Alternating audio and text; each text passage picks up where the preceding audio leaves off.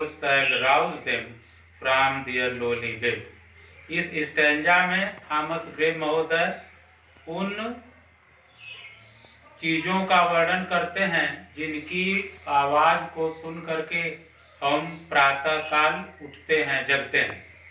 The breezy काल, breezy सुबह की ताजी ठंडी हवा। इंसेंस सुगंधित, ब्रीथिंग बहना, माने सुबह की, सुबह की बहने वाली सुगंधित ताजी हवा। द स्वैलो ट्विटरिंग, स्वैलो अबाबिल पक्षी, ट्विटरिंग टेंटे करना या चहचहाना।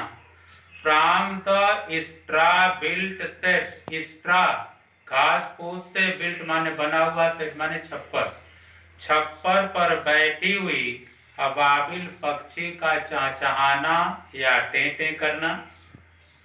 द काक्स श्रिल क्लैरियन, काक मुर्गे की, श्रिल माने तीखी, क्लैरियन माने आवाज, मुर्गे की तीखी आवाज। आर या the echoing horn, echoing horn शिकारियों के तुरही की आवाज। पहले जो शिकारी होते थे, शिकारों को घेरने के लिए, उनको जगाने के लिए तुरही बजाते थे और उनकी आवाज सुन करके जो शिकार होते थे उठ करके भागने लगते थे और वे शिकार करते थे। तो कह रहे हैं कि शिकारियों के तुरही की आवाज, ये सभी आवाज मिल करके भी no more shall rouse them, rouse जगाना, देम माने उन्हें, गरीब हेलमेट के वासियों को, from their lowly bed, lowly निम्न स्तरीय, बेड माने बिस्तर अर्थात कब्र, उनके निम्न स्तरीय कब्रों से जगा नहीं सकते हैं।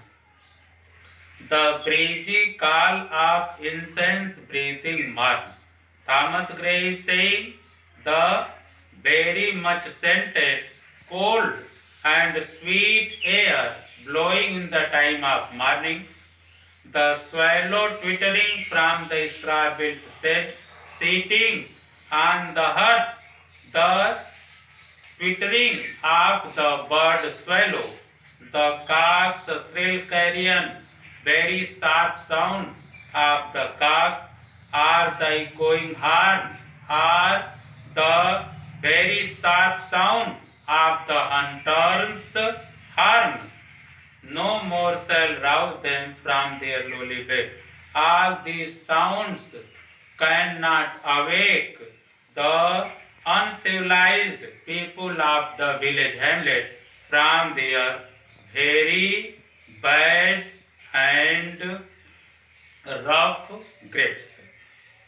बीच में क्रॉस है, मतलब कि बीच की और भी कविताएं हम लोगों के कोर्स में नहीं। और अंतिम दो कविता बहुत ही महत्वपूर्ण कविता जो बार बार बोर्ड की परीक्षा में एक्सप्लेनेशन के लिए पूछी जाती हैं।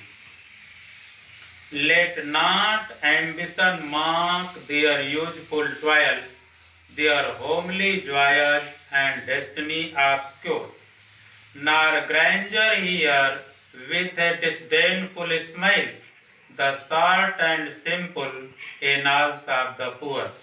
Let not ambition, ambitious महत्वाकांक्षी, people mark व्यंग करना, देयर माने इन गरीब लोगों के, यूजफुल उपयोगी, ट्वेल्व माने कठिन परिश्रम, जो महत्वाकांक्षी व्यक्ति हैं इन गरीबों के उपयोगी कठिन परिश्रम का मार्क हंसी न उड़ाएं।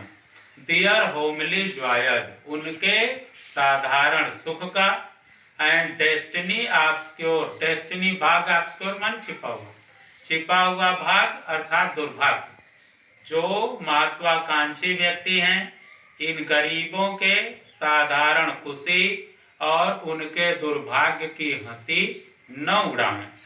नार ग्रैंजर, ग्रैंजर महत्वाकांक्षी व्यक्ति, पैसे वाले अमीर लोग, नार हियर न सुने, विथ ए डिस्डेनफुल स्माइल, डिस्डेनफुल व्यंग्यात्मक स्माइल मुस्कुराहट, हंसी के साथ, द शॉर्ट छोटी, सिंपल साधारण, एनल्स जीवन की कहानी, ऑफ द पुअर। जो महत्वाकांक्षी अमीर व्यक्ति हैं, इन गरीबों के छोटी और साधारण जीवन की कहानी व्यंग्यात्मक हंसी के साथ न सुने, अर्थात उसकी हंसी न उड़ाएं। Let not ambition mark their useful toil. In this stanza, Thomas Gray is saying the ambitious person would not jeer the very useful and hard work of these poor persons. Their homely joys and their homely destiny obscure. Their very simple happiness of the life, and on their misfortune the rich person would not laugh, nor grandeur hear with a disdainful smile the short and simple annals of the poor. The rich person, the wealthy person should not laugh at the very short and very simple life story of the poor persons. और अंतिम stanza, the boast of heraldry, the pomp of power, and all that beauty and all that wealth ever gave, awaits alike the inevitable hour.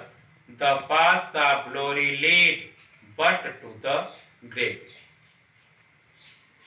The boast of heraldry, boast सेखी बघारना, heraldry कुल, अपने कुल का, किस कुल में, जाति में पैदा हुए हैं, किसी भी व्यक्ति को अपने कुल की सेखी नहीं बघारनी चाहिए। The pump of power, pump प्रदर्शन, पावर माने शक्ति, अपने शारीरिक शक्ति या पैसे की शक्ति का प्रदर्शन नहीं करना चाहिए। ऑल दैट ब्यूटी, शारीरिक सुंदरता, या जो शारीरिक सुंदरता है अस्थायी है, कभी भी टिकाऊ नहीं होता, तो किसी भी व्यक्ति को अपने इस शारीरिक सुंदरता का घमंड नहीं करना चाहिए। All that wealth ever gave, और जो वेल्थ धन है, संपत्ति है, आज है कल नहीं रहेगा, इस धन और संपत्ति पर घमंड गर्व नहीं करना चाहिए। अवेट्स, प्रतीक्षा करना, एलाइक एक समान, द इनवाइटेबल आवर, अंतिम समय अर्थात मृत्यु। जो मृत्यु है, अमीर और गरीब में अंतर नहीं करता है। The paths of glory lead but to the grave, कोई कितना हो, सम्मानित व्यक्ति हो, अमीर व्यक्ति हो, गरीब व्यक्ति हो, किसी भी कुल का हो, जाति का हो, धर्म का हो, सभी लोगों को एक न एक दिन ग्रेव, कब्र में जाना है। सभी लोगों को एक न एक दिन मरना है, इस संसार से जाना है।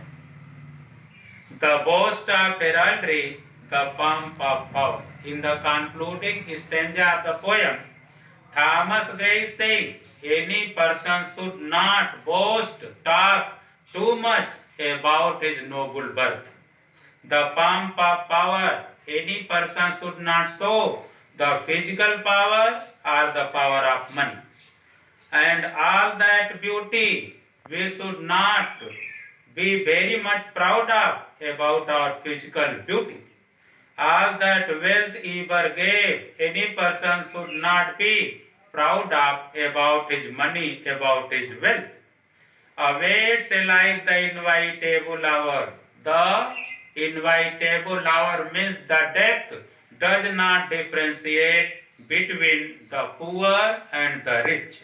The paths of glory lead but to the grave. Every person, whether they are rich or they are poor, every person would die today or tomorrow, and they will not live permanently in this world.